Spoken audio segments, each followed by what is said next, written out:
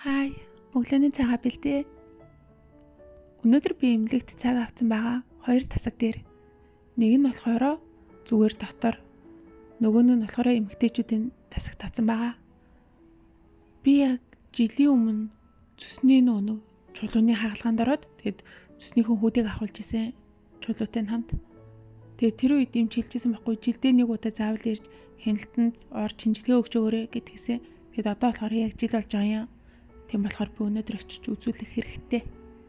Харин эмэгтэйчүүдийн эмчид болохоор за одоо ингээл яг дараагийнхаа хүүхдийг төлөвлөгөөгүй тохиолдолд эмэгтэй хүмүүс чинь ингээл жирэмслээс хамгаална шүү дээ. Би болохоор спрал тавьсан байсан. Тэгэд тэрний нэг ингээд сөрөг нөлөө ч юм уу надад яалтчгүй харагдаад байна. Тэгэд би очиж эмчтэйгээ уулзаад спралаа ахуулах, соёлуулах, өөр аргаар хамгаалах нэг юм ярилцъя гэж утсан. За юу ч гэсэн өнөөдөр гэр орноо цэвэрлжээд тэгээд өдрийн цагаа нөхрийн ажил дээр очиж хамт уучаад угаасаа эмнэлэг хажууд нэдийн. Тийм болохоор эмнэлэгтээ үзүүлчихэд ирэндээ өнөөдөр манай эгч надад түргэн буцалгагч авч өгье гэд. Тэгэд өнөөдөр тэр нэр нь тэгэд өөрөө болохоор хэрэгэлдэг гэд намайг дээрээс хойш чи нэг түргэн буцалгагч авчаа чи бүр амар гоё гэд идэг байхгүй. Би тэгэд биднэрт нэг хэрэггүй штэ гэд нэг авдаггүйсэн гэсэн чи за би аваад өгөө гэд өнөөдөр авч өгч өгөө юм. За баярлалаа авчи. Манай эгч түргэн буцалгагчинд өөрөө хамгийн дуртай. Тэгэд нэг өвлийн Монголд байхлаар угаасаа өвлийн ид чинь тэрэ бэлддэг штэ. Энд ямар тийм юм байх вэ штэ. Тэгэд өвлийн ид чинь заримдаа нэг хатуу махцахтай ирчгээр түргэн буцалгагчинд амар хууртай амар гоё зөөлөн болгочдөг гэд амар дуртай байдаг байхгүй юу. Би одоо нэг тийм идэж хатуу махцах гэхгүй ч гэсэн. Гэтэ яг ер нь гоё хоол хийх бах. За эмнэлэгтээ шинжилгээнүүдээ өгөөд эмч нартайгаа уулзчихлаа.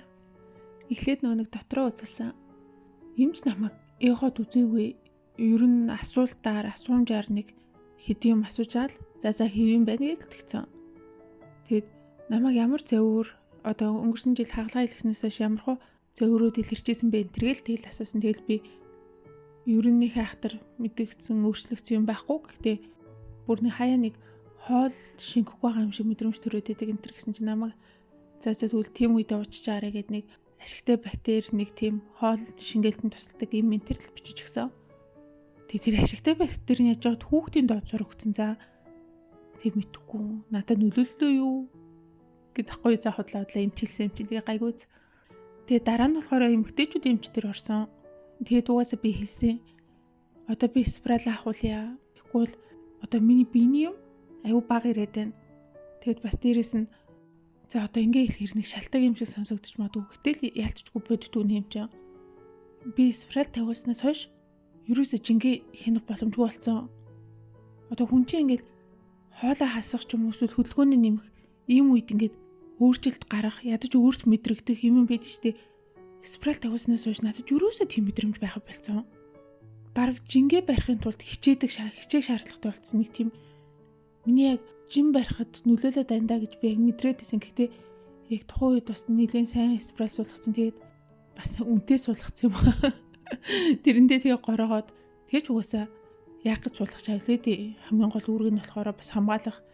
Тэгэд одоо ахуулъя гэж удаад эмчтэй хэлсэн. Тэгсэн чинь эмч маань за миний хувийн зүгээс бол ер нь баг ахуулаа шаардлагагүй гэдэг зөвлөмжийг өгч гинөө. Хамгийн гол нь чи дараагийнхаа хүүхдийг төлөвлөөгүй байна. Тэгэхээр чи одоо спрал ахуулчихаар цаашид яаж хамгаалах юм?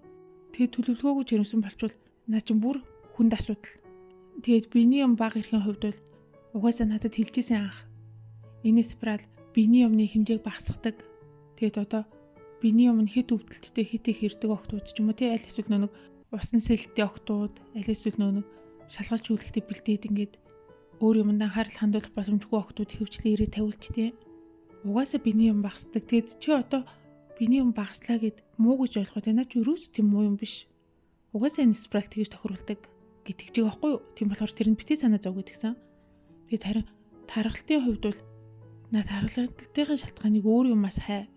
Наад спрал чинь чамд ингэ суулгаад аль хэдийн 3 жил болсон. Хэдийгээр гормон нөлөөлдөг гормонтой спрал ч гэсэн одоо аль хэдийн чиний биенд дасцсан байгаа, зөгцсөн байгаа. Одоо чинийг ахуулчаар дахиад жингээ хийн чадахгүй. дахиад бас нэг өөрчлөлт үүсчихнэ. Тэгэж бид нар ч эмэгтэйчүүд дэмж хятадын хүн амын өсөлтийг сайжруулах, төрөлтийг дэмжих, эмэгтэйчүүдийг аливаа эрсдлээс өвчнөөс урьдчилан сэргийлэх ийм эмчнэр. Тэгэд над спираль чи яг л хүүхдээ төрүүлснийхэн дараа яг хамгийн зөв үедээ ингээд тавилсан.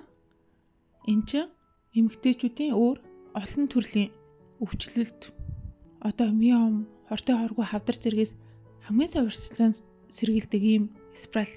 Тийм болохоор бид нэр эмэгтэйчүүдтэй жирэмслэлтэй төлөвлөгөөгүй тохиолдолд тавихыг санал болгож тавьж өгдөг. Гэтэл чи одоо ингээд жингээс болоод инглээ тэглээ гэдэг ийм шалтгаар ахуулна гэж бол наа чи буруу гэж тэгж байгаа байхгүй юу? Гэтэ яг чи өөрөө спиралаа ахуулмаар байна гэж бол би чамд 2-7 хоногийн дараа эхоны цаг бичээд өгч эхлээд эхонд харуулчаа тэгээд орж ирээд ахуулчих. Гэтэ чи өөрөө сайн бод. Спиралаа ахуулчаад яаж хамгаалах талаараа бод. Тэгээд спиралаа ахуулчаа чи турчин гэсэн юм байхгүй шүү дээ. Тэрийгээ бас яаж зохицуулахаа сайн бодож жоод тэгээд шийдвэрээ гаргадаа гэдгсэн. Яа мэдгүй ядаргаатай юм. За мэдгүй за бай бай.